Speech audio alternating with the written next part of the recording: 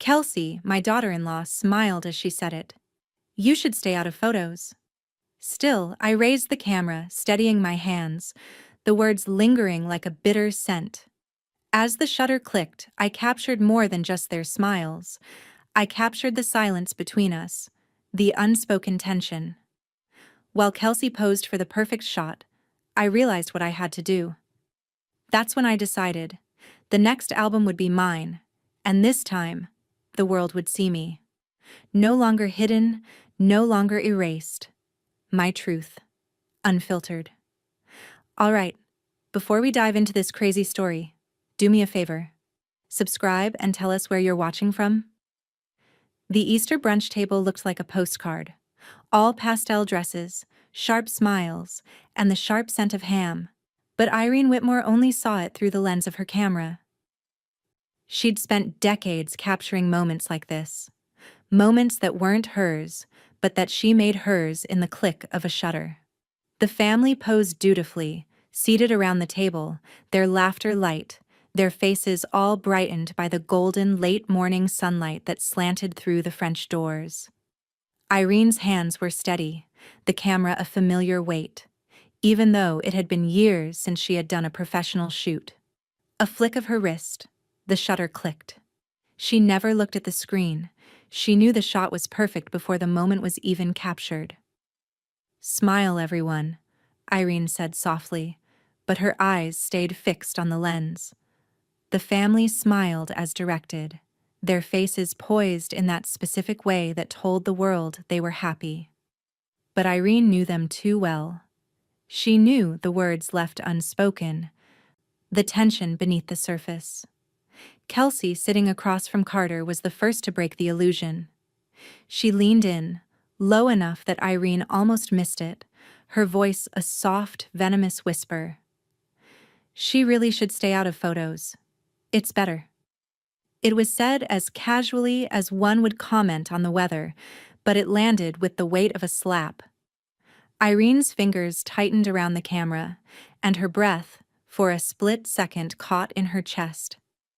Her world didn't stop, though. She didn't flinch outwardly. She couldn't. The camera became her shield, the click of the shutter an armor to deflect the pain. She let it cover her silence. Her heart hammered, but her hands were still steady. She let the moment unfold without a word. Her face remained impassive, as though the insult had never existed. She shifted the camera slightly, capturing a candid of Lily in the background, distracted by something outside.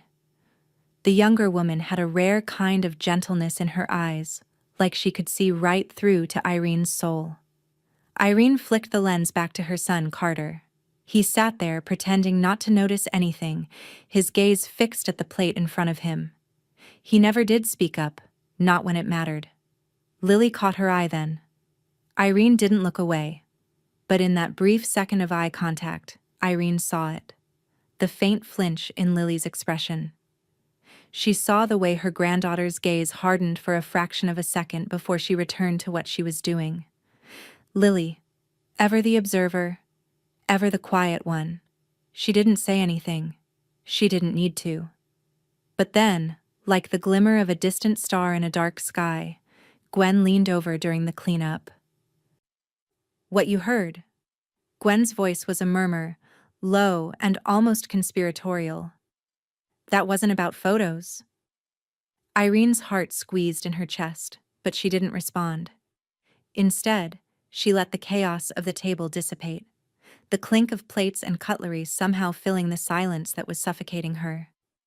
She busied herself with packing up her camera gear, pretending it didn't matter, pretending it didn't hurt. But Gwen's words echoed. They hadn't been about photos at all, had they? The house was quiet when everyone left. The hum of the refrigerator was too loud, too final in the otherwise still air. Irene wandered through the house, back to the old studio in the basement. Her eyes were blurry now, not with tears, but with the sheer weight of a lifetime's worth of unspoken words. She ran her fingers along the shelves until her hand stopped at a box. Dust covered the label. Negatives, not yet developed. She pulled it down carefully, as if it were fragile, as if it were the last piece of herself she could cling to. The box was full of moments, portraits, snapshots of family, of her life, her history. The faces that never saw her, the faces that never looked back at her. She opened the box slowly, the sound of the cardboard creaking like an old memory. There, in the dim light of the basement, Irene found the negatives. Some of them were faded, others were sharp, capturing faces she knew by heart. A lifetime of people who thought they could erase her, but here, in this box, she was always there, waiting to be seen again. She could almost feel the weight of Kelsey's words pressing down on her. Stay out of photos. It was more than that. It was a way of saying she didn't matter. It was a way of saying she didn't deserve to be remembered. Her fingers brushed over the negatives, trembling slightly as she picked them up. Her thoughts turned cold, focused, and clear. She dialed Pastor Elias's number, her voice calm despite the fire burning behind it.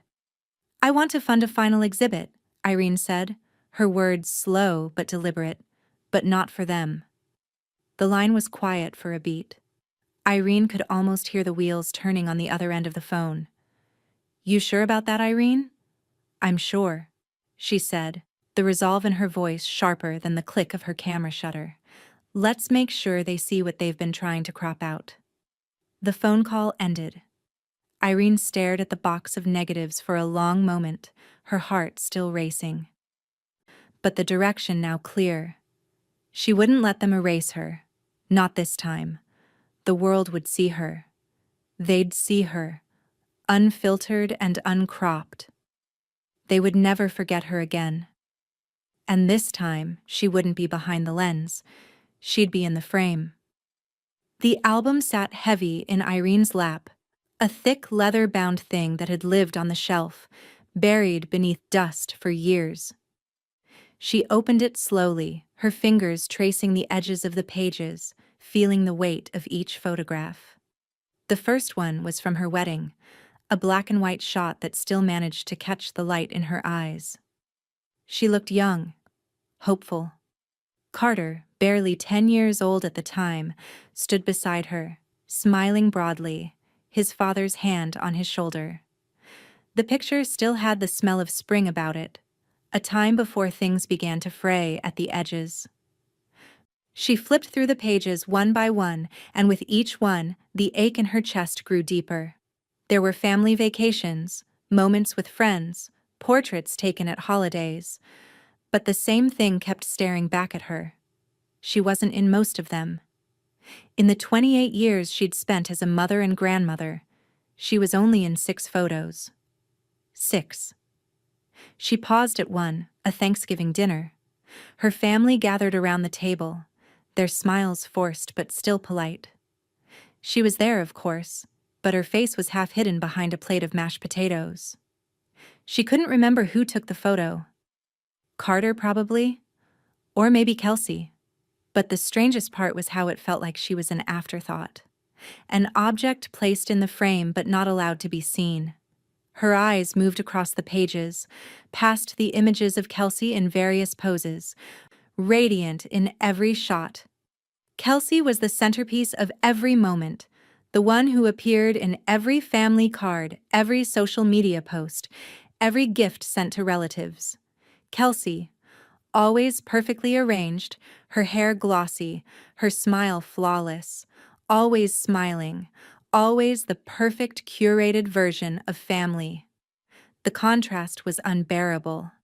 Irene slammed the album shut, the sound of the leather closing too loud in the silence of the room. She swallowed, but the lump in her throat didn't go away. Gwen's voice echoed in her mind. "She's curated you out of your own life." It was true. Kelsey had made sure of it.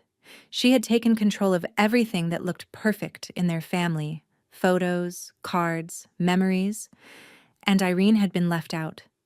There had been moments, subtle moments, where Irene tried to reclaim something. A candid photo here or there. A small gesture, a laugh. But Kelsey had always known how to hide them, tuck them away where they wouldn't be seen, where they wouldn't matter. The bitterness burned in her throat, but Irene didn't have time to wallow. Not anymore. She stood up abruptly, knocking the album to the floor, and walked over to the filing cabinet in the corner of the room. She didn't even need to think. She knew exactly where to go. She pulled open the drawer, digging through it with purpose. There it was. A folder, yellowing with age, stuffed with loose papers and old photos. She slid it out, feeling the weight of it in her hands. As she opened it, a soft, almost sorrowful laugh escaped her lips. It was full of photos of Kelsey. Every single one of them was a carefully posed center frame shot, with Kelsey's face angled just so, her body always turned toward the camera, always in the spotlight. There were holiday dinners, weekends at the lake house, family gatherings, and in every single one, Kelsey was the star. Irene was barely a shadow in the background. Sometimes, just a hand reaching for a dish. Sometimes, just a figure on the edge of the frame, hidden by someone else's body. Kelsey had woven herself into the fabric of the family's story, and Irene had been left to fade into the background, just like the ghost she sometimes felt like. Irene's heart clenched as she closed the folder with a snap. Her gaze landed on the next thing she needed, Lily's photography portfolio. She hadn't seen it in a while, but she knew exactly where it was, tucked into the top drawer of her old desk, where Lily had left it after the last visit. Irene took it out carefully, the smell of old paper and ink filling the air. She opened it to the first page where Lily's photos, beautiful, raw, and full of life, captured moments Irene had never thought to preserve. Laughing on the porch, holding a cup of tea, her hair a wild mess, but her face full of light. There were no filters here, no perfect poses, no forced smiles. Just Irene, alive, in motion, in color. A version of herself Kelsey had never cared to see, much less share. Lily's eyes were everywhere in these photos. She had seen Irene in ways no one else had. She saw her the way Irene had always wanted to be seen. She saw her not just as mother, not just as grandmother, but as a woman, full, complex, whole. Irene paused on a photo of herself, mid-laugh, with flowers scattered across her face. Her hands were outstretched, and she was grinning like a woman who had forgotten time. Irene smiled, a rare, soft expression crossing her face. She looked beautiful. She didn't recognize that woman in the mirror, not often enough, but in this photo, she saw her. The real her, not the one Kelsey had erased. Lily had done this for her. Had made Irene feel seen. It was enough to make the fire burn a little brighter inside her. She flipped to the last page of the portfolio, where Lily had written, in her perfect script, "You don't see yourself the way I do." Irene paused, staring at the words for a long moment. Then, finally, she whispered, as much to herself as to the empty room, "Then let's show them the version they tried to crop." Her fingers moved with determination, and she pulled out her phone, dialing Lily's number before she could second-guess herself. It was time. It was time for them to see the truth. Irene sat at the old wooden table, its surface worn from decades of use. She had spread the photos out like treasure maps, each one telling a story she'd forgotten or chosen not to remember. The images were a silent rebellion, moments caught between laughter and stillness, snapshots of a woman not erased, but hidden. Each frame was a voice, each angle a demand for attention, and every click of the shutter was a refusal to be forgotten. Gwen sat beside her, her fingers skimming over the edges of the pictures with the care of someone who'd seen it all before. The corners of the old photographs were frayed, some of the black and white ones almost faded beyond recognition, but Gwen's eyes never faltered. "You know, Irene," she said, her voice low but steady, She's taken so much from you. These moments are more than just pictures. They're you. Irene didn't answer immediately, her hands moving methodically, sifting through the pile as if each picture held a secret that could only be revealed in its proper time.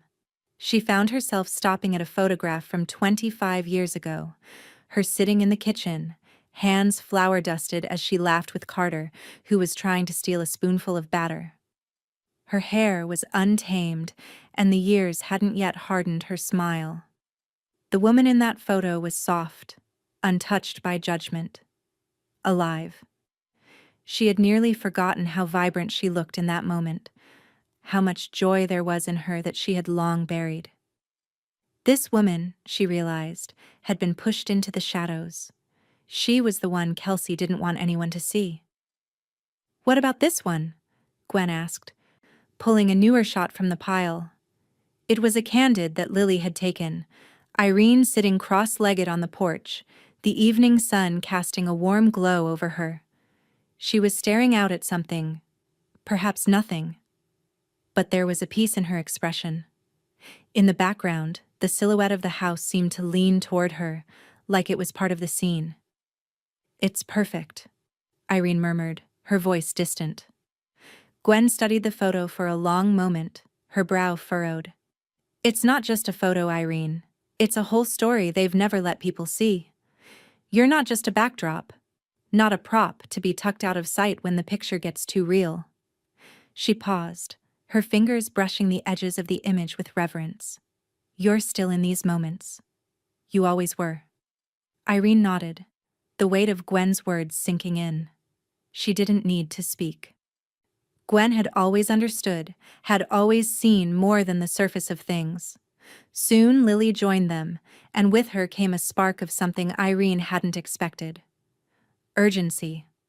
She sat down at the table and looked at the scattered photos, her expression intense but gentle. "These aren't just memories," Lily said, her voice firm with the same conviction Irene had always seen in her when she picked up a camera. "These are the moments they tried to erase, and they need to be seen." Irene met her granddaughter's eyes, searching for something she couldn't quite name. Lily wasn't just helping her. Lily was co-creating her legacy, piece by piece. "I'm ready," Irene whispered. The words were simple, but they held everything she'd been carrying. "Let's do it." The three of them worked long into the night, sorting and selecting, choosing portraits that captured more than just a smile. Some were old, taken in a time when life still felt expansive. Others were new, candid moments that spoke of a life lived fully, even if it had been overlooked. Together, they pieced together a collection that was her, unapologetically. When they finally had enough, they sat back and admired the exhibit they had created, a reflection of Irene as she truly was. Complex, beautiful, alive. Gwen leaned back in her chair and grinned. "Uncropped," she said, as if the name had been waiting for someone to say it aloud. Irene felt the truth of it settle into her chest. Uncropped. It was perfect. She was perfect, despite what Kelsey had tried to hide. The world had only ever seen fragments of Irene, but this exhibit would change that. With the exhibit named and ready, Irene picked up her phone, her fingers hovering over the keys as she composed the invitation. She could already feel the tension in her bones, the confrontation that would come. But it wasn't fear that held her. It was something sharper, something stronger. The invitation was simple, direct. "You are cordially invited to view the exhibit uncropped at the Savannah Gallery." She added a sticky note to the envelope, her handwriting precise but unmistakable in its resolve. "I thought you loved photos." She sat back, her breath coming slow and steady, then slipped the invitation into the envelope. She could already picture Kelsey's face when she opened it. The sting of it would be unmistakable. Later that day, Kelsey posted a selfie from brunch, as expected. A flawless, edited image of herself. Her smile radiant and her caption even more so, "Blessed with beauty and grace." Irene almost smiled at the irony. Kelsey was still trying to control the narrative, still trying to curate her world. But it was too late. The world would see Irene now. They would see the woman Kelsey had tried to erase, the mother, the grandmother, the photographer. Irene wasn't in the background anymore. She was in the frame, and she wasn't leaving. The Savannah Gallery was small, intimate in the way only old, weathered buildings could be, like a quiet room where secrets were tucked into every crevice. The walls, cream-colored and neutral, were filled with the weight of history, but it was Irene's exhibit that would echo through them now. There was no press, no grand opening gala with champagne or photographers snapping images of the rich and famous.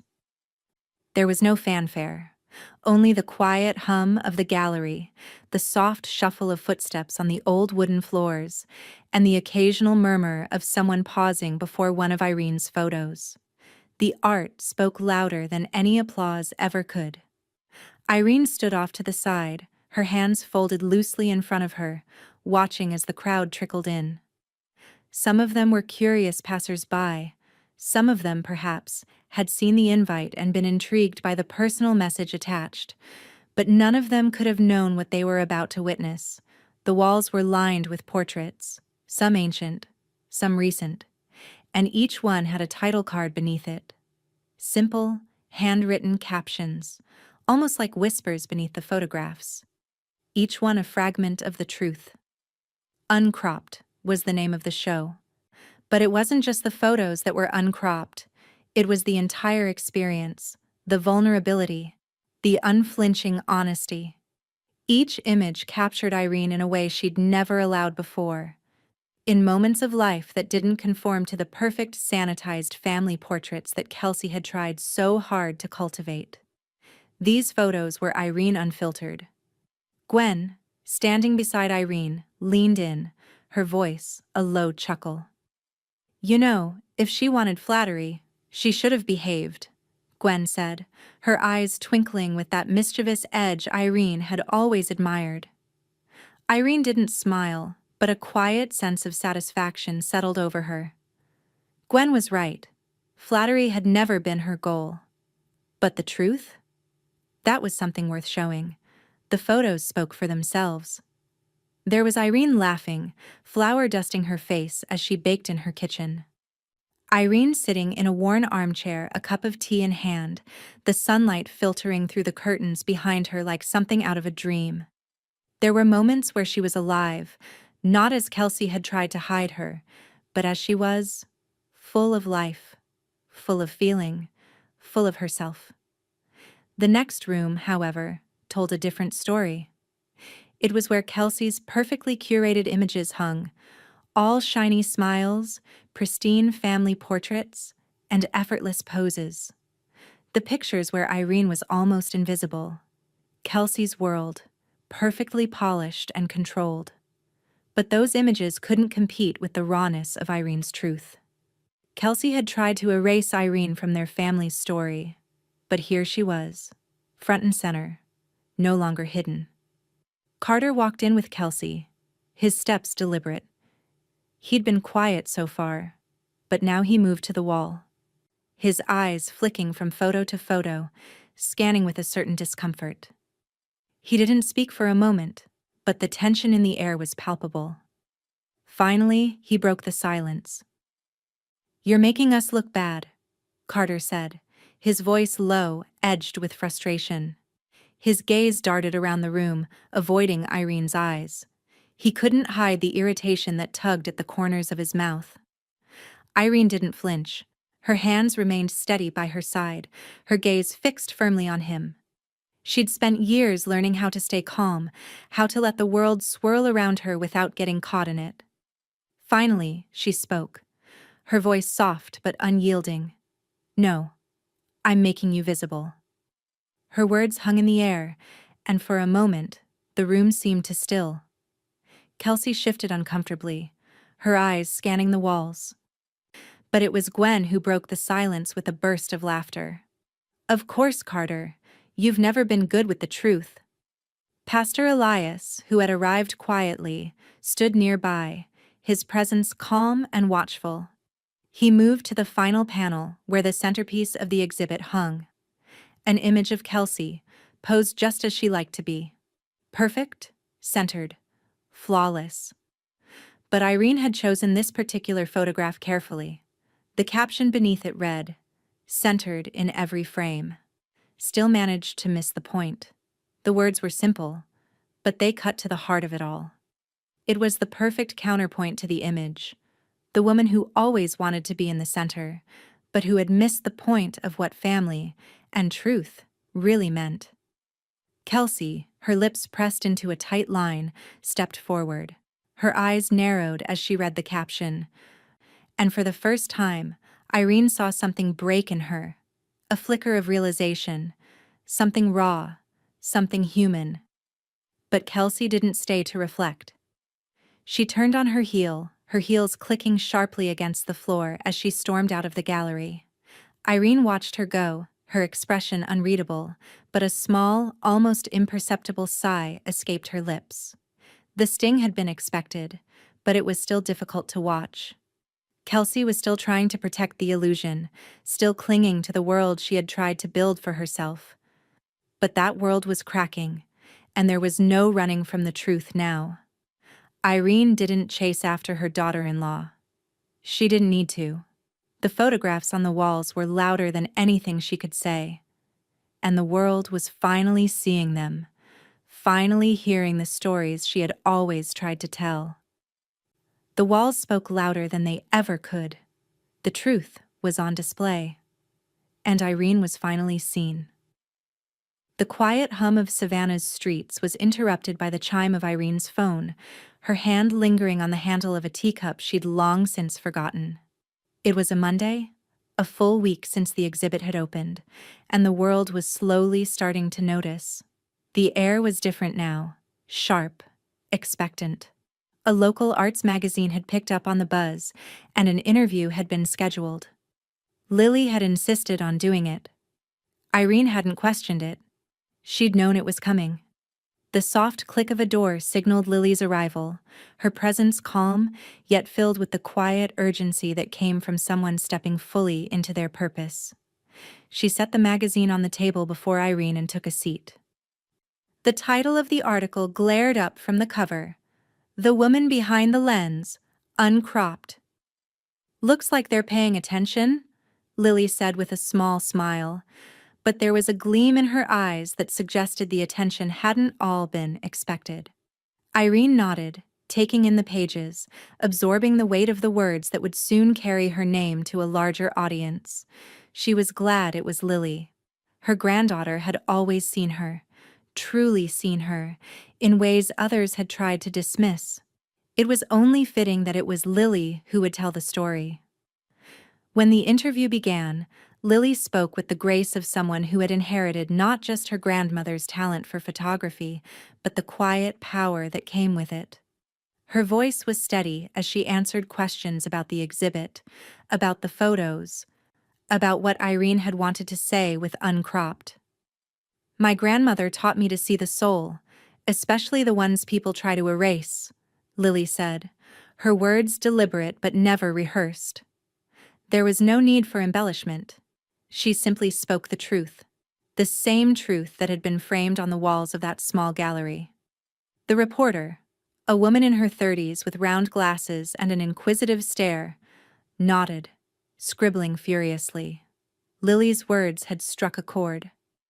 Irene watched her granddaughter, marveling at how far she had come. The quiet observer had transformed into the voice of their story, and it was undeniable. But the real weight of the article would come later, not from the accolades or the press, but from the reactions that came in the form of whispers, phone calls, and angry rants. At church that Sunday, Gwen, ever the lively participant in Savannah's social scene, had fielded more than one call from the church ladies, who, like clockwork, had noticed the buzz surrounding Irene's exhibit. "Is this about Kelsey?" one of the women had asked, her voice frail but sharp, a clear implication in her tone. Gwen's reply came with her usual ease. If the shoe fits, post it. The laughter that followed was dry, knowing. Gwen wasn't afraid of social repercussions, especially when it came to defending her oldest friend. Meanwhile, Kelsey had turned to her usual method of control, a group text message. The words were a flurry of anger, but each sentence was carefully constructed, like a shield meant to deflect the accusations that lingered beneath her perfect social media facade. "She's humiliating us on purpose," Kelsey ranted, as though the world had been unjustly burdened by Irene's honesty. Carter, predictably, remained quiet at first, but he eventually weighed in. "Then maybe apologize," he suggested, his tone flat, as though offering a solution without truly caring whether it would be taken. But Kelsey didn't apologize. She never did. The damage had been done, and in her mind, there was nothing to regret. She had never understood Irene's desire to be seen. She had always understood control. And in Kelsey's mind, the truth was an inconvenience, a tool to be used or discarded. Back at Irene's house, life moved at its own pace, slow but determined. The evening fell, and with it, a letter arrived. The handwriting on the envelope was delicate but strong, an old-fashioned script that caught Irene's eye before she even opened it. She unfolded the letter carefully, her fingers trembling just slightly, the paper soft against her skin. The words on the page were simple, but their meaning was profound. "I saw myself in your silence." Irene read the sentence over and over, the words echoing in her mind. A stranger, someone she would never meet, had understood her, had seen the truth that Irene had lived with all these years, the same truth she'd carried in her chest and poured into the exhibit. "I saw myself in your silence." It was a message that spoke to her in ways the gallery, the photographs, and even the article couldn't. It was validation, of a kind. Irene had been right to be seen, right to expose what had been hidden for so long. The woman who had spent years behind the camera, capturing others but never allowing herself to be captured, had finally revealed herself. And the world was listening, or, at least, the ones who mattered were. Irene's breath caught as the weight of the letter settled over her. The truth had found a voice. And it wasn't just her truth anymore. It was everyone's truth, the ones who had been forgotten, erased, or pushed into silence. As she placed the letter back in its envelope, Irene stood up, her resolve stronger than ever. Kelsey's fury, Carter's indifference, they didn't matter anymore. Irene had stepped into the light, and there was no going back now. The world was finally seeing her. And the voices that had been silent for so long were finally being heard. Lily had always been the quiet one, the observer, the person who saw details others missed. But today, she had become the voice of their revolution. The world had seen the exhibit, and the article had already stirred the pot. But it was the photo she posted next that truly set the fire blazing. The image was one Irene had nearly forgotten. Irene in the kitchen, laughing with flour smeared across her face. Her hair was wild, her apron stained with streaks of dough, and there was no hint of the perfectly posed, polished woman the world was used to seeing. It was a raw, unfiltered moment, a moment of genuine joy. Lily's caption was simple, yet powerful, unedited joy. Irene stared at the post, the words sinking in. This was the image she had kept hidden for so long, the one Kelsey would have rejected, the one she would have erased. Yet here it was, front and center, for everyone to see. It was a truth, unembellished, untouched. The post went viral within hours. Art students shared it, calling it a triumphant reclamation of identity. Elder rights groups picked it up as a symbol of the unspoken dignity of aging, of living fully even when the world tries to erase your worth. Memoir blogs reposted it, turning it into an anthem for anyone who had ever felt invisible. Irene could barely keep up with the notifications on her phone. For the first time in years, she felt like she was exactly where she was supposed to be. People were seeing her, really seeing her, in a way they never had before. She was no longer a background figure in her own life, she was the center. But then, as quickly as the joy spread, the backlash came. It didn't take long for Kelsey to notice. She was the last person to embrace any vulnerability, and this was a direct challenge to the version of their family she had tried to control. She couldn't let it stand. Kelsey sent a string of messages, furious and frantic, trying to claim that the exhibit, the entire gallery, had been taken out of context. It wasn't a surprise. This was her playbook. When things got messy, she tried to shift the narrative, erase the pain, twist the truth. But there was no ignoring what was right in front of her. Lily didn't back down. She posted another response.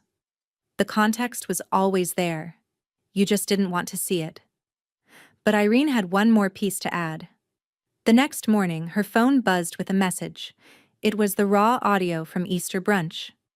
The audio Kelsey had thought would remain buried, the words Kelsey had never expected to be recorded. Irene opened the file and listened to the moment Kelsey had whispered that stinging line.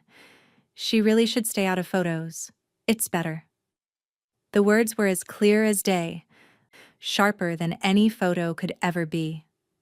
Irene calmly attached the file to a message and sent it out. One word: uncropped. It didn't take long before the comment section lit up. Some people expressed shock, some disgust, but the truth was out. Kelsey had framed herself, not just in the photos, but in her own lies. Gwen called Irene later that afternoon, her voice laced with amusement. She framed herself, didn't she? Irene didn't respond immediately. She didn't need to. She had said everything she needed to say. The world had heard the truth. Meanwhile, Carter, predictably, stayed silent.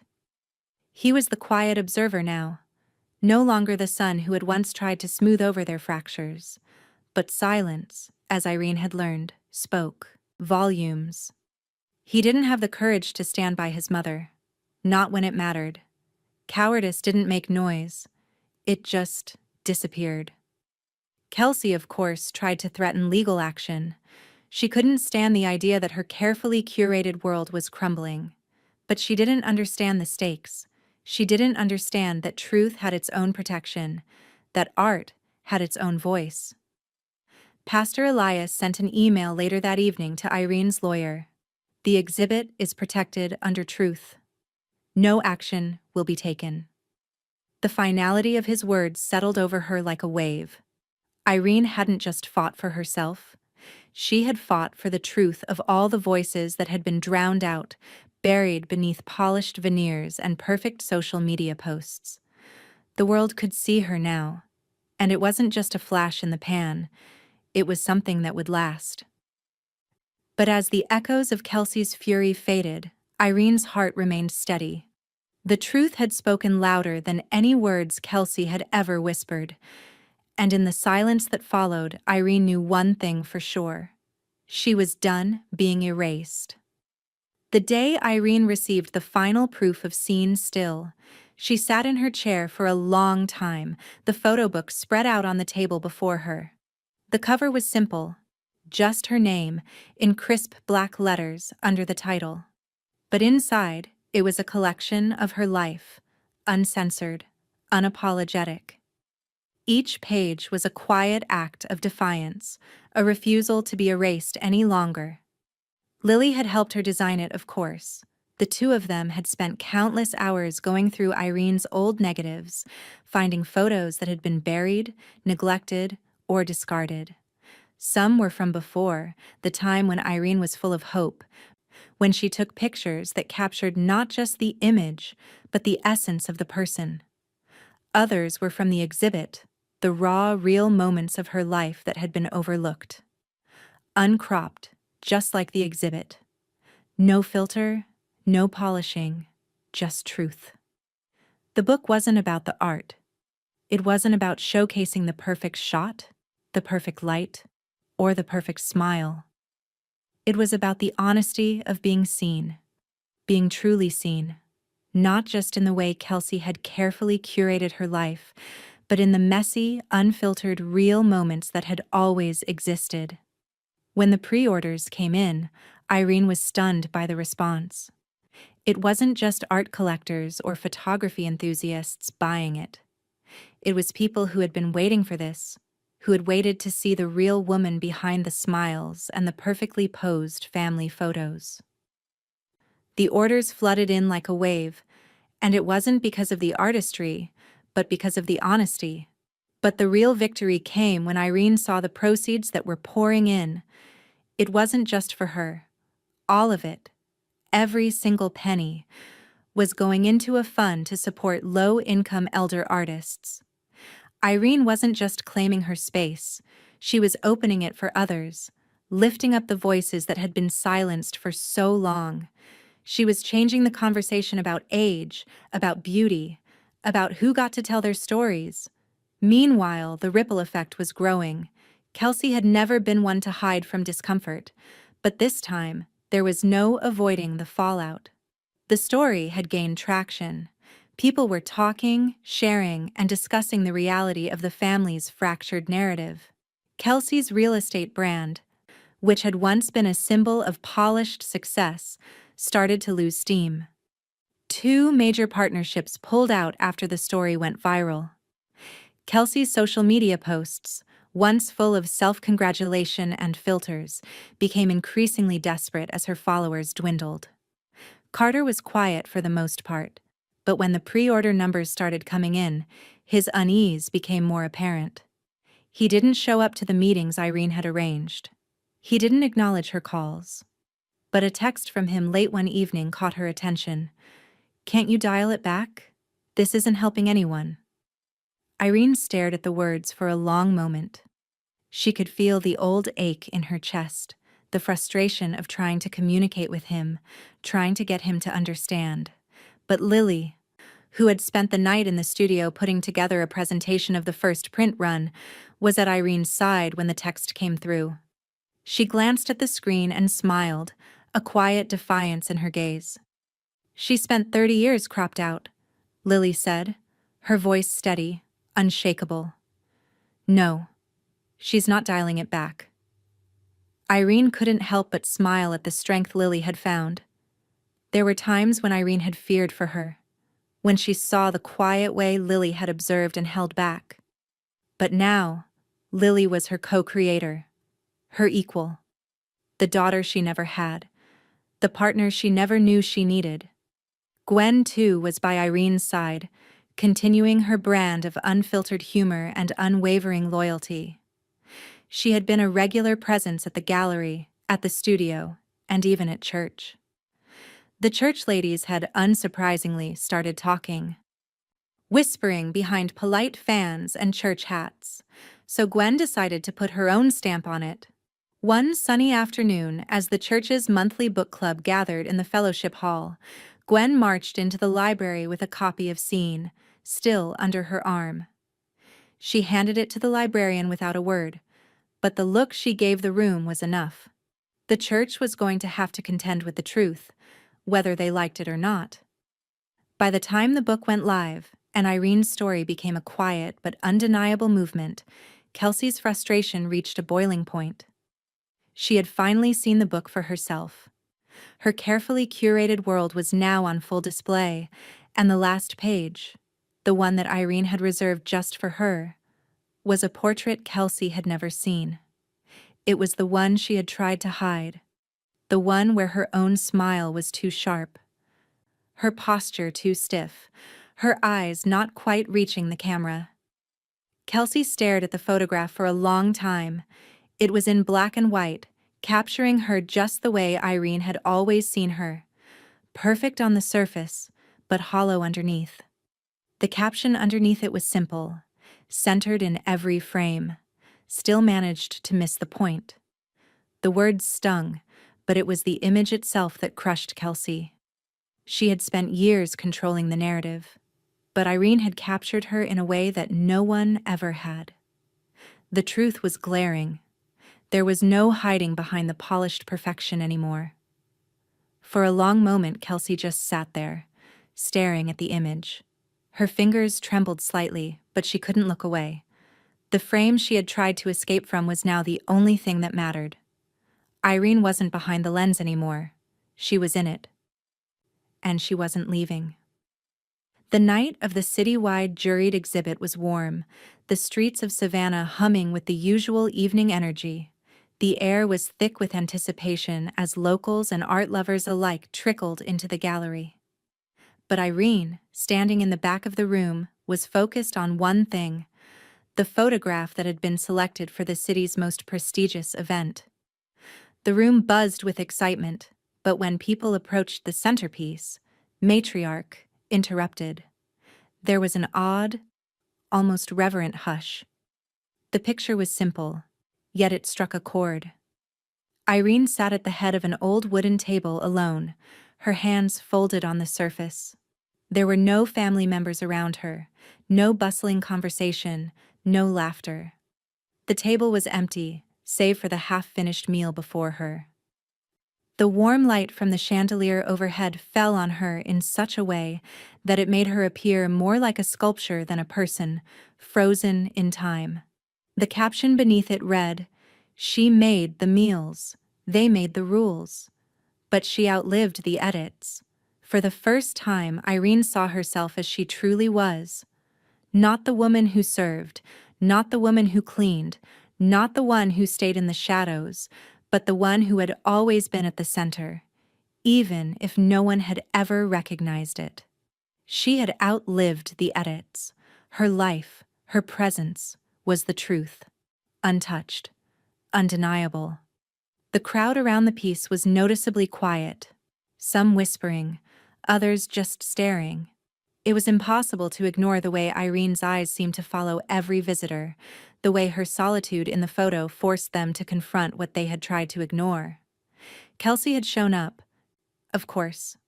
The gallery was too big of a stage for her to stay away. She moved through the crowd, her usual confident stride faltering as she neared Irene's piece. She glanced at it briefly but didn't linger, her eyes flicking to the floor as if avoiding the weight of the image. No one spoke to her. Not a word. She was invisible in the same way she had spent years making Irene feel invisible. Lily, on the other hand, was the star of the evening. The university had invited her to give a talk, and now she stood on the stage, poised, calm, and entirely sure of herself. The audience was entranced by her words as she spoke about the intersection of family, identity, and art, weaving in the story of how seen still had come to life. Irene watched her granddaughter, who had once been so quiet, now commanding the room with the same quiet strength that Irene had always admired. Lily was no longer just Irene's co-creator. She was a force in her own right. And as she spoke, Irene realized that Lily was carrying forward the legacy she had started. Irene had always feared that her voice wouldn't be heard, but now it was louder than ever. Meanwhile, Gwen was beside Irene, her eyes scanning the room with her usual wry smile. She hadn't come for the art, but for Irene. And as she watched Kelsey slip through the crowd, avoiding eye contact with anyone, she turned to Irene and whispered with a laugh, "Didn't think you'd get famous by being erased, huh?" Irene didn't reply, but the words resonated. Gwen's humor was the balm Irene needed. It reminded her that the past, the years of quiet suffering, the subtle ways her presence had been minimized, was now a memory. The present was hers, and it would not be erased. Carter, of course, was a ghost in the gallery. He had shown up, but the tension in his posture was palpable. He stood near the back, hands stuffed in his pockets, staring at the floor. He didn't look at Irene once. The room had shifted, and he couldn't bring himself to face her. His silence, the weight of it, seemed to speak louder than any words he could have said. When the night drew to a close, he slipped out quietly, making his exit before the final speeches were even made. He couldn't look his mother in the eye. He had never understood her. Not really. And now, seeing the woman she had become, the woman who was no longer willing to remain in the background of her own life, was more than he could bear. He left without a word, without even a glance toward the piece that had made everything so painfully clear. But as the gallery doors closed behind him, the rest of the room seemed to pulse with a quiet energy. The truth had been displayed in its rawest, most unapologetic form, and there was no erasing it now. Irene wasn't just in the frame, she was the frame. And the world had seen her, really seen her, for the first time. The walls of the gallery had been her witness, and no one could look away. The quiet hum of the evening lingered in Irene's chest, but there was no sorrow in it, only the sharp, sweet edge of vindication. She had outlived the edits, and now, in the quiet aftermath, Irene knew she would never be invisible again. The truth had been told, and she was the one who told it. The bouquet arrived on a Thursday morning. Its scent so sickly sweet that it felt like an insult even before Irene saw the card.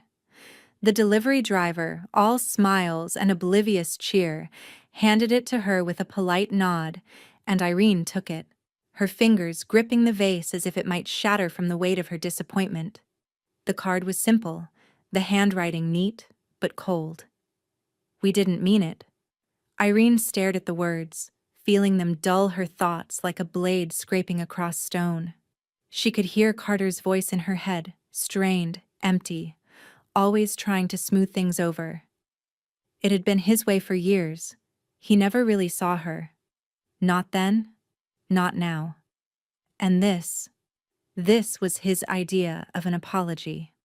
She set the bouquet down on the kitchen table, turning away from it, unable to stomach the fragile sincerity.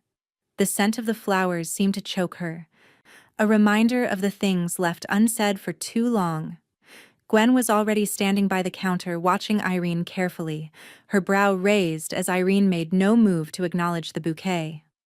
"I thought you might throw it out," Gwen said, her voice dry and amused, as always. Irene didn't respond immediately. Her hands hovered over the bouquet, the feel of the card in her fingers like a thread unraveling her composure. Finally, with a sharp movement, she picked it up and walked to the trash can. The flowers, the card, the flimsy apology, all of it went into the bin. No ceremony, no second thought. "Too cheap to be flowers," Gwen added, her voice a playful mockery. "Smells like shame." Irene chuckled darkly, the sound breaking the tension in her chest, but her eyes never strayed from the trash can. "It's the truth," she said quietly, her voice steady now. "The truth is all I need. Not cheap flowers and empty words." Gwen moved beside her, giving her a knowing look. "You're done with them, huh?" "I've been done for years," Irene said, her voice firm, but something deep in her gaze softened. She felt a kind of relief settling over her, the finality of it, the quiet weight of all those years of pretense finally lifting. They don't get to explain it now. They already told their truth. The days that followed were quieter, the kind of quiet that follows a storm when you're left standing in the wreckage, watching everything shift around you. There was no more pretending, no more would-have-beens or could-have-beens. The world had seen Irene's truth. And now, it was clear that the rest of the family was still trying to pretend they hadn't played their parts in it all. Kelsey, predictably, made another attempt to reconcile. This time, it was with a carefully crafted text message asking if Irene would meet her for coffee. It was cordial, polite, and utterly devoid of sincerity. Irene couldn't help but smile to herself when she saw it. "Do you think she actually believes you'll meet her?" Gwen asked when Irene showed her the message. "No," Irene replied, shaking her head. "She thinks I'll forgive her, though. And that's what makes it laughable." Irene didn't respond to the message. There was nothing to say. Kelsey wasn't asking for forgiveness. She was asking to be excused. Later that week, Pastor Elias arrived at Irene's house to finalize her will. The moment had come, the final piece of Irene's legacy about to be sealed. She'd had time to think about it, to think about what she wanted to leave behind. Not wealth, not material things, but a message, a testament to everything she had fought for, everything she had endured. Pastor Elias was meticulous, reviewing each detail as he handed her the 2 copies. He made no move to leave, his expression calm but knowing. "Everything's in order," he said softly. "No loopholes, no way to undo it." Irene looked at the papers in her hands, and for the first time in years, she felt the weight of the future pressing against her chest. The truth had been spoken, and now it would be documented. Irene Whitmore had lived her life on her terms, and now, no one could take that away. The day Irene handed a signed copy of Scene, still to Lily for the university's Memory Care Center, her heart was calm. This was her last gift, not to Kelsey, not to Carter, but to everyone who had ever been made to feel invisible. The book was signed simply, "From Irene." It wasn't about recognition, it was about legacy. "I know you'll carry it forward," Irene said softly, her eyes meeting Lily's. "This is yours now." Lily nodded, her face serious but full of pride. "We're telling the truth," she said quietly, and Irene knew it wasn't just about the book. It was about the world they were helping to create. A world where no one had to hide anymore. Back at home, Irene's phone buzzed again. Another post from Kelsey. It was a quote.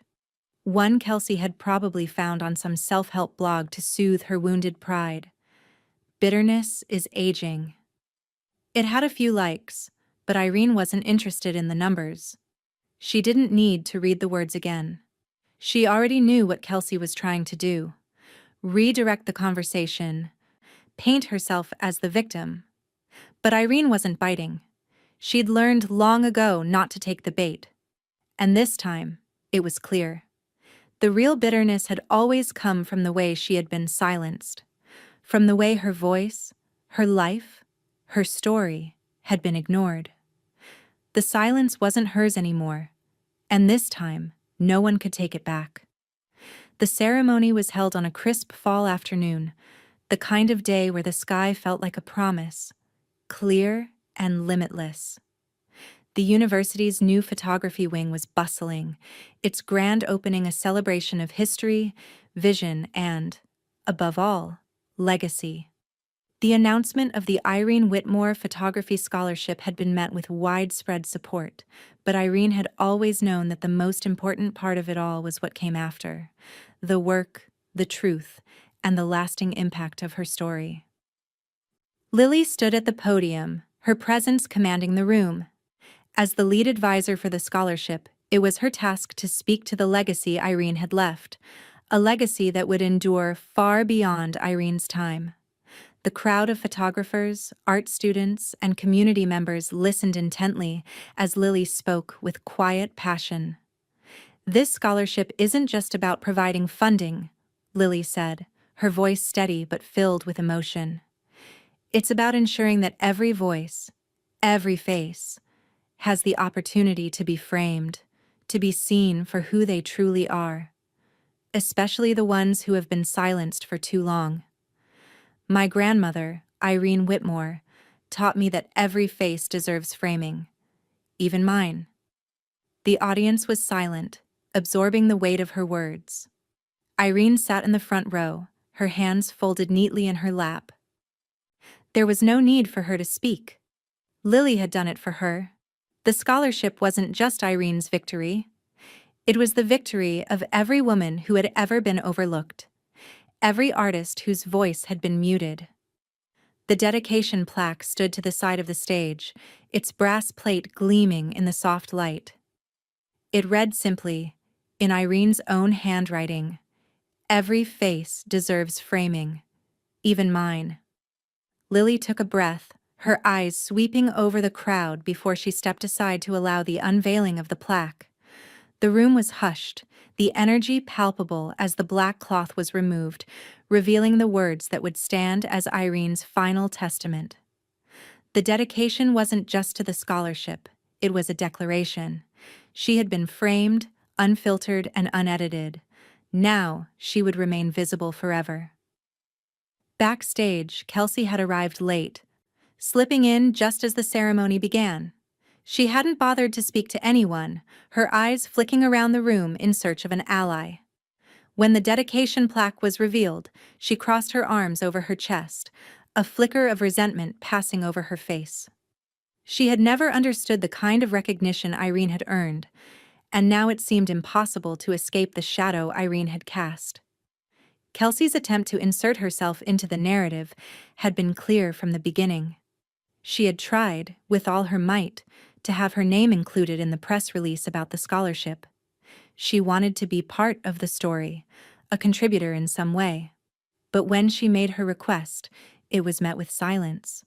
The decision had already been made. Her name was nowhere to be found, and she was left to watch the legacy she had tried to erase unfold without her.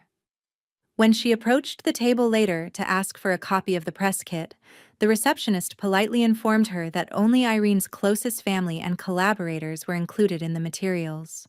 The omission was a quiet but unmistakable rebuke. As the ceremony wrapped up, Carter arrived, his steps slow and hesitant. He had not been invited to speak, and no one had expected him to attend. But there he was, looking out of place, as always. He hovered near the back of the room, hands shoved into his pockets, eyes darting nervously around the crowd. When he noticed Irene in the front row, he quickly turned his back, retreating into the corner as if avoiding her gaze would somehow absolve him. The irony of it wasn't lost on Irene. He had been absent when she needed him, distant when she fought to be seen. Now, in this moment of triumph, he couldn't even bring himself to look her in the eye. As the crowd began to thin, Gwen approached Irene, a warm smile on her face. She was still wearing her cowboy boots, her posture as unapologetic as ever. She looked toward the stage where Lily was greeting people, then turned to Irene with a wink. "She didn't ask to be remembered," Gwen said, her voice rich with affection and mischief. "She made it impossible to forget her." Irene laughed, a soft chuckle that only Gwen could provoke. The years of struggle, the years of being ignored, now seemed a distant memory. She had carved her place in the world. No one could take that from her now. Pastor Elias, who had remained a quiet but steadfast presence throughout the evening, stood from his seat in the back. His arms were folded across his chest, his eyes watching Irene with a calm satisfaction. The moment was his too. He had helped her through this journey, had seen the truth of who Irene was long before the rest of the world had. And now, watching her sit so resolutely in her place of honor, he nodded to himself, his heart swelling with pride. The stone the builders rejected had become the cornerstone. Kelsey, still seething in the back, couldn't bring herself to stay for the closing speeches. She turned on her heel, her phone already in hand. As the crowd lingered in the gallery, she watched the live stream of the dedication ceremony from the solitude of her car, the screen lit up by the gleaming plaque, the words that seemed to burn into her. "Every face deserves framing, even mine." She had tried to bury Irene's story, erase it from the family narrative. But the truth had found its place, and Kelsey would never be able to run from it. Alone in her car, the only sound was the faint hum of the engine. Kelsey swiped away the tears that had formed, but they were too late. The world had moved on without her, and the silence, the one she had mistaken for forgiveness, had spoken volumes.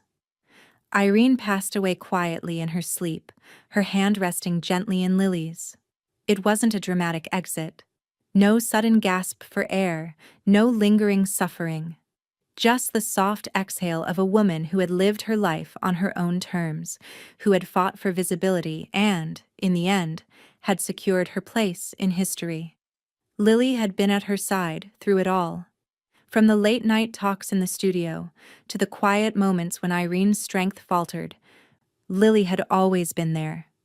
And now, in the final moments, it was Lily who held her hand, the last of the Whitmore line to truly understand who Irene had been. The weight of it settled on her heart, a quiet grief mixed with the certainty that her grandmother's legacy was now hers to carry. The memorial service was held a few days later, and Irene's life was honored not with elaborate displays, but with simplicity. No slideshow, no excessive eulogies, just portraits. Portraits of Irene throughout the years, each one framed carefully, each one unedited, unpolished, and unapologetically true. She had lived her life for these moments, for the faces she captured, the lives she touched. Each frame on the wall whispered her truth. Guests moved through the room in hushed reverence, pausing at each photograph. The quiet was heavier than any spoken words. It wasn't a funeral for a perfect woman. It was a memorial for a woman who had carved her space in the world, fought for it, and had made sure she would be remembered. At the entrance, each guest was handed a small envelope, a portrait of Irene inside. Alongside it, a blank note card with a simple prompt: "Write what you remember. Truth only." No one spoke for a long while. The quiet of the room was intentional. There was no need for speeches when Irene had already said everything that needed to be said in her photographs, in her life. The truth of who she was stood in the frames, around the room, in every candid shot and every posed moment. She had captured the faces of her family, her friends, her world, and now they would be forced to reckon with her. Gwen stood at the back, watching as people moved through the room, wiping away tears, pausing at the portraits, reflecting on the woman who had spent so many years behind the lens. She hadn't known Irene as well as Lily did, but she had loved her, fiercely. Gwen was never one for dramatics, but this was Irene's moment. It was Gwen who had volunteered to read the eulogy, a final piece of Irene's work. She stood up at the front, the envelope in her hand, and she read the words Irene had written herself. They were simple, but powerful. "I didn't ask to be remembered. I made it impossible to forget me." The room was still. Irene's own words, read aloud by someone else, felt like a charge, like a call to arms for anyone who had ever been overlooked, anyone who had ever been silenced. Irene had fought, but in the end, she had won. The world had seen her, heard her, and no one could ever erase her again. When the ceremony was over, Pastor Elias stepped forward to deliver the estate documents. The weight of the moment was clear as he opened the envelope, his voice steady but firm. He looked first at Kelsey and Carter, who were sitting at the back, their faces tight with expectation. "Irene has made her wishes clear," Pastor Elias began. "There will be no exceptions." Kelsey and Carter's eyes darted between each other, the tension rising. They had expected something, had hoped for something. Some token. Some piece of what Irene had left behind. But there was nothing. Not for them. "Kelsey Whitmore," Pastor Elias said with quiet authority, "you will receive nothing. Neither will you, Carter Whitmore. Irene's legacy is not for you to inherit." The silence that followed was thick with disbelief. Kelsey's jaw clenched, but she remained silent. Carter looked away, unable to meet anyone's eyes. For the first time in a long while, they were powerless. The truth had been put into action, and Irene had made her intentions clear. Pastor Elias turned the page of the will and continued, his eyes settling on Lily. "Lily Whitmore, you are the beneficiary of Irene's estate. The archive, the royalties from Scene, Still, and the keys to the studio are now yours." Lily stood, her back straight, her hands trembling slightly but her face set in determination. She wasn't just Irene's granddaughter. She was the future. The keys to the studio in her hands weren't just a gesture. They were the weight of a future that would be shaped by the truths Irene had spent her life telling. As the family filed out of the room, Kelsey stayed behind for a moment. She pulled the envelope from her coat pocket and tore it open. Inside, there was only an empty frame. Nothing. The emptiness hit her with the force of a blow. She had spent so many years trying to control the narrative, trying to hold the reins of their family's story. But now, it was clear. Irene had won. Her legacy had been built, and it was one Kelsey would never be able to change. She stared at the empty frame for a long time. As the truth, the one Kelsey had tried to bury, loomed over her. She had tried to erase Irene, but she couldn't erase the frame. She couldn't erase the truth. And in the silence that followed, Kelsey finally understood. She was never going to be the center of this story. The world was finally seeing Irene, and no one could unsee her. Months had passed since the memorial, but Irene's influence continued to grow, an indelible imprint on everything she'd touched.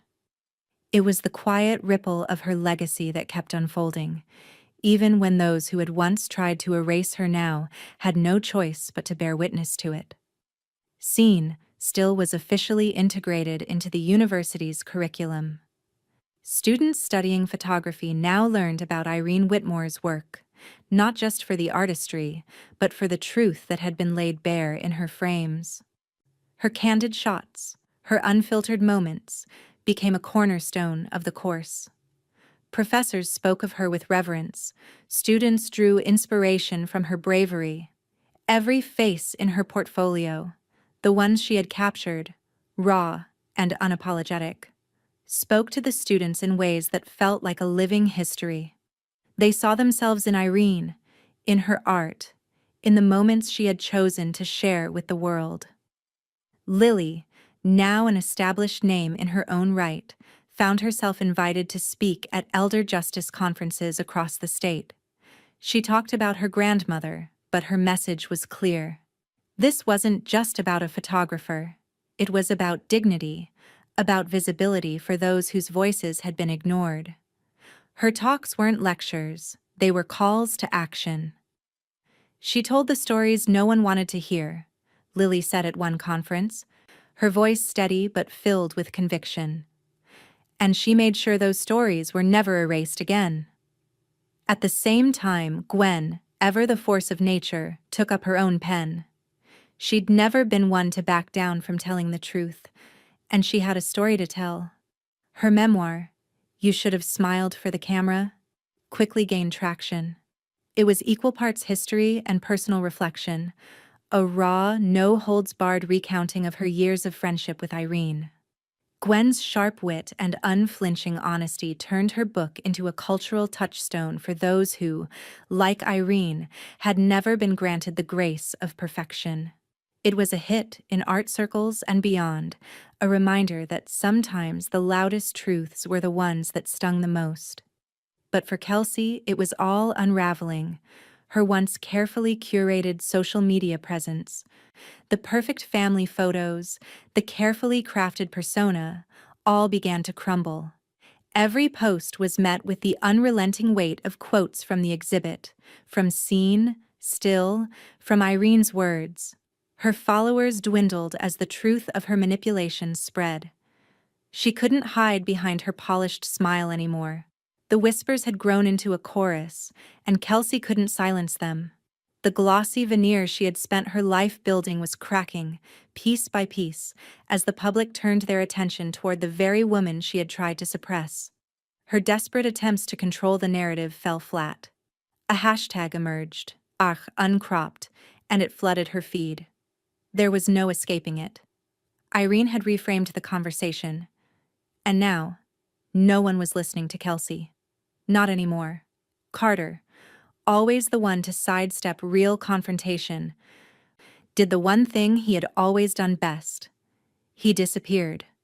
His resignation from the city council committee was quiet, without fanfare, a mere note in the paper. There were no public statements, no declarations. It was as if he'd never been there at all.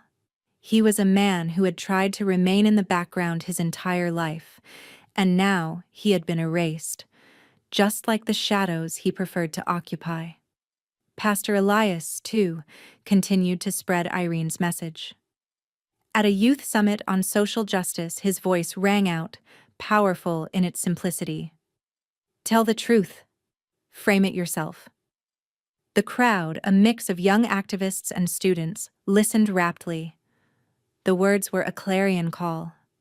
Irene had framed her own truth, not just for herself, but for everyone who had been overlooked, pushed aside. Pastor Elias spoke of her with reverence, quoting her, bringing her wisdom to a new generation of young people who had never known the struggle to be seen. And then, Irene's self-portrait was placed in the State Museum, joining the ranks of the greats. It was displayed alongside works that had shaped history, her face now permanently etched into the fabric of the state's cultural legacy. There it was, hanging in a place of honor, the very same face that Kelsey had tried so hard to crop out, now hanging in a space where it could never again be ignored. The plaque beneath the portrait was simple, but it captured the essence of what Irene had fought for. It read, Irene Whitmore, photographer, artist, advocate for truth. The truth of who she had been, the truth of what she had done, now stood in a place where it could never be erased again. Kelsey sat alone in her car, staring at the live stream of the ceremony. She had tried to bury Irene's legacy, had tried to control the narrative, to pretend that her role in the story had been that of the hero. But the world was now seeing Irene for what she truly was, the woman who had refused to be silenced. Kelsey's finger hovered over her phone screen, the glare of the live stream reflecting in her eyes. She had nothing left to say. Nothing she posted could change what had been done. Irene's truth had become an unshakable foundation. And in that moment, Kelsey finally understood. She was never going to be at the center of this story. No matter how much she tried to control the frame, she could never outshine Irene's light. It was impossible to forget her now. As the camera cut to the final shot of the self-portrait in the museum, Kelsey let the phone fall to her lap. The screen went dark, but the truth remained, and no one could unsee it. Kelsey's appeal came swiftly, a last-ditch attempt to claw her way into Irene's estate. The package was neat, meticulously bound, filled with the same polished arguments she had used for years to control the narrative. This time, though, her words fell on deaf ears. The legal team barely glanced at the document before filing it in the denied pile. 10 minutes, and her claims were dismissed. The denial came with an official letter, one that Irene had carefully planned, one that made it clear the legacy was not for Kelsey, not for Carter. The words were simple, but the finality of them cut deeper than Kelsey had anticipated. This was not your inheritance to claim. She stared at the letter for a long time, her fingers trembling as she crushed it in her hand. She had expected a fight, had hoped that she might still bend the system to her will, but the words felt like an insurmountable wall. The estate's final decision had been made. She had been erased. Carter, meanwhile, wasn't one to face rejection head-on. Instead, he wrote a letter to Lily, one last attempt to mend the frayed relationship. He was never good with confrontation, always retreating into passivity, and this letter was his way of reaching out without truly exposing himself. He wrote it the way he had lived, filled with apologies that carried no weight. It was a generic plea for forgiveness, an attempt to regain a piece of the family he had neglected. But when Lily opened the letter, she didn't read it. She didn't need to. Instead, she saw the postscript. It was a quote from Irene, one that she had written in her own hand years ago, now highlighted in bold on the page. If they forget you, remind them by creating. Lily put the letter down without a word. Carter would never understand what it meant to truly create. She wasn't about to waste her time on words that hadn't been earned. The legacy wasn't his to claim anymore. As the weeks passed, Gwen made another bold move. She sold one of Irene's most iconic photographs, The Uncentered Woman, to a national gallery. It wasn't just a sale, it was a statement. The photograph, a powerful image of a woman lost in the midst of the family chaos, encapsulated Irene's entire ethos. It had always been about the truth that was impossible to ignore, the beauty that shone even in the absence of approval. The proceeds from the sale went to fund more scholarships, specifically, those that would help artists who had been marginalized by age, race, or background. And not one dime of it would go to Carter. It was the kind of gesture that made the message clear. Irene's wealth, both financial and cultural, was being used to support the future. The future Irene had fought to carve out for those whose stories were never told. Lily was there when the gallery made the announcement. She had inherited not just the estate, but the responsibility of keeping Irene's voice alive. It was her duty, and she carried it without hesitation. She wasn't just living in Irene's shadow anymore. She was shaping the world Irene had envisioned. One day, while sorting through Irene's studio, Lily found a note tucked into the back of one of Irene's old journals. It was written in her familiar script, the ink slightly smudged with time but still legible. If they forget you, remind them by creating. The words hit Lily harder than she expected. She felt the weight of Irene's legacy in them, a reminder that her grandmother had never been just a passive observer in her own life. Irene had created to remind the world of her truth. And now it was Lily's turn to continue that work. With the sale of Irene's art, the scholarships, and the museum placements, Lily knew there was no turning back. Her grandmother had done the hard work of carving out space in the world. Now it was time to make sure that space was never erased. In the midst of it all, Pastor Elias filed the final closure of the estate. There were no outstanding claims, no arguments, no lingering questions. Everything had been settled, and Irene's legacy was untouchable. The papers were finalized, and the estate was closed for good. No one could challenge it anymore. But Kelsey wasn't finished. A few days later, a bill arrived at Irene's old house, addressed to Kelsey in bold, unforgiving letters, the bill for legal fees. She had thought she could recoup her costs from the estate, but the terms were clear. No reimbursement allowed.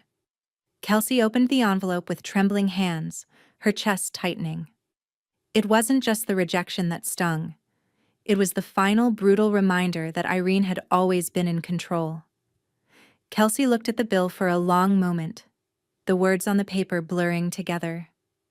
It was a small sum compared to the inheritance she'd hoped for, but it felt like the last shred of control she'd ever had, slipping away. She crumpled the bill in her hands, throwing it to the floor. It didn't matter. The damage had been done. The legacy had already been secured, and she couldn't take it back. As the days passed, the world moved on, and Irene's influence only grew. Kelsey's voice became a whisper in the wind, drowned out by the truth Irene had framed for the world. The silence that followed her rejection was no longer hers to claim. The world had seen Irene, and no one could unsee her. The frame had been set, and there was no way to remove it, no matter how hard Kelsey tried. Kelsey stood by the hors d'oeuvres table at the networking event, the hum of conversation around her a constant reminder of the weight she now carried. She used to be the center of attention in rooms like this, charming her way through conversations, making her mark with her impeccable image. Tonight, however, it felt different. She was an outsider in her own world. 3 people, none of them looking at her directly, whispered in the corner. Their voices, low but loud enough for Kelsey to catch every word, spoke of the exhibit, of the gallery, of Irene's legacy. None of it was flattering. One person muttered, "She had the audacity to frame her family like that," while another responded, "Who needs that kind of exposure? Family should stay private." The third, a woman Kelsey vaguely recognized, added, I can't believe she put them all on display like that. Kelsey's stomach twisted, but she didn't show it.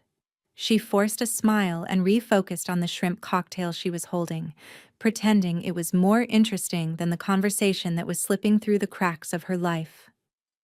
It wasn't just the people in the room, it was the world, and they were all reminding her of what she had lost: the control, the power, the ability to hide behind the narrative she'd so carefully constructed. Later, as Kelsey made her way to the restroom, her phone buzzed with a new notification. It was Carter, his text short and to the point. Just updated my resume. Removed, community photography sponsor. The words hit her like a slap. Carter had been so eager to protect their shared image, to keep up appearances, to hold on to whatever scraps of social standing he could. And now, it seemed, even he had accepted that their connection to Irene was over, that their family's name had been tainted. It was as if the thread between them had snapped, leaving them floundering in silence. He was the one who had always walked away from the confrontation, from the truth. But now, it was clear. There was no escape from the fallout. The night dragged on, and Kelsey could feel the growing distance between herself and the others. They were all talking about Lily, about the foundation she had started in Irene's name. A new name had emerged, a new face at the center of the narrative. The invitations had stopped coming for Kelsey and Carter. People stopped asking about them and started asking about Lily's work, about the Irene Whitmore Foundation, about what it meant for the future. Lily had become the face of the story Kelsey had spent years trying to control. It wasn't just the artwork or the exhibit. It was everything: the foundation, the scholarships, the legacy. Kelsey's name had been pushed aside, swept under the rug. And Lily? She was everywhere. A week later, Gwen invited everyone to a neighborhood dinner. It was an event that had always been an opportunity for networking, for appearing together as a family. But when the invitation came, Kelsey's name wasn't on it. She tried to act unbothered when she saw it, but the sting was real. Gwen hadn't invited her, not after everything that had unfolded. Instead, Gwen's dining room was filled with the laughter and conversation of the people who had supported Irene, the artists, the donors, the ones who had shown up for the legacy. Gwen didn't need to explain why Kelsey wasn't there. She didn't need to say a word. The absence was enough. Kelsey stood outside Gwen's house later that evening, leaning against her car as she looked in through the window. She saw Lily, surrounded by the guests, laughing with them, completely at ease. The moment felt like an eternity, and Kelsey realized she was on the outside. She'd been erased from the picture. The truth, that had once belonged to her, had been reclaimed. And she couldn't fight it anymore. Inside, Lily signed a grant request as the director of the Irene Whitmore Foundation. The weight of that title, the responsibility of carrying forward Irene's legacy, wasn't lost on her. The foundation was growing, just as her grandmother's influence had. Irene's name was being carried forward by the one person who truly understood it. Lily knew, in a way no one else could, that Irene's work wasn't just about photos. It was about truth, visibility, and the quiet revolution of being seen for who you truly were. And now, as she put pen to paper, it wasn't just a signature, it was a commitment. In another part of the city, a local school unveiled a darkroom dedicated to Irene. It was a small gesture, but it spoke volumes. It wasn't just about photography, it was about teaching the next generation that their truth mattered, that their stories were worth telling. Kelsey walked by the school every week on her way to her car, but never once did she look inside. It felt like a betrayal to herself, like admitting the truth she had spent so long avoiding. The darkroom stood there, a permanent reminder of what she had lost, of the legacy she had tried so hard to bury. Every time she walked by, the door was closed, and she refused to open it. The irony was inescapable. She could walk away from the truth, but the truth would never walk away from her. And that truth, framed and unfiltered, would forever stand in stark contrast to the carefully crafted illusions she had spent her life building. The silence that followed her rejection wasn't just hers to bear.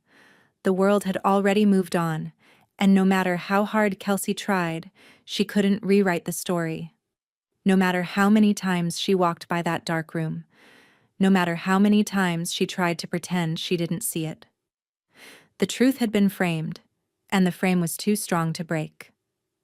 The gala room buzzed with anticipation, the air thick with conversation as guests milled about, nibbling on appetizers and exchanging polite greetings.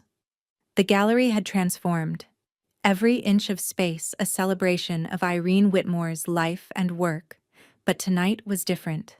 Tonight, a final portrait would be unveiled, one that would set the tone for the evening. Irene's face would be the last image they saw, framed in the soft glow of the spotlight, a reminder of what had been taken and what had been given back. The final photograph was simple, yet powerful. Irene, holding a camera, smiling directly at the viewer.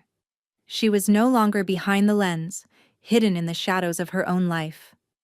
Now, she was in the picture, as she had always been, staring back at the world that had tried to erase her. Beside the portrait, a quote in Irene's handwriting: "She was always in the picture. You just refused to focus." The words felt like a challenge, a quiet defiance. The gallery had been filled with Irene's images for weeks, but this one, this final image, was the climax. It was her face, her truth, boldly on display. For the first time, she was truly visible, and nothing could take that away. Gwen, ever the fierce protector of Irene's legacy, stood beside the stage as the crowd took in the portrait. Her eyes were gleaming, her posture one of quiet satisfaction. When it was time, she stepped to the microphone, her voice cutting through the room with the clarity of someone who had seen it all. "If you ever tried to crop her out," Gwen began, her voice steady but filled with the weight of the years, "you misunderstood the assignment." The room fell silent for a heartbeat, everyone digesting the truth in her words. Gwen didn't need to say anything else. She had always understood Irene, perhaps better than anyone. She knew this was not just an exhibit. It was a statement. A challenge to a world that had often seen Irene only as an accessory, a background character in someone else's story. Gwen had always fought for her, but tonight, Irene's fight had been won. The lights dimmed, and a single spotlight illuminated the portrait. The silence deepened, becoming almost reverent. Guests stepped back, some wiping their eyes, others holding their breath. This wasn't just art. This was a declaration. Lily stood beside the portrait, her hand resting gently on the wood of the frame, her expression unreadable. Her eyes, though, were dry. She had cried her tears long ago, and now there was only the sense of completion, the quiet resolve that came with knowing her grandmother's legacy would not be forgotten. She had inherited the responsibility of carrying forward Irene's vision, but it wasn't a burden. It was a gift, one that had cost Irene everything. And tonight, Lily knew it was her turn to protect it, to make sure the world never forgot. From the back row, Pastor Elias sat quietly, his hands folded in his lap, watching as the crowd absorbed the final image. He had always known Irene was destined for something greater than the family she had been trapped in. His eyes lingered on the portrait, his heart swelling with pride for his old friend. A prayer of closure whispered to himself, sealed the moment. He had always believed in the power of truth, and now that truth stood at the center of the room, unshakable. Kelsey had been absent from the gala. Her name had never been on the guest list, nor would it ever be again.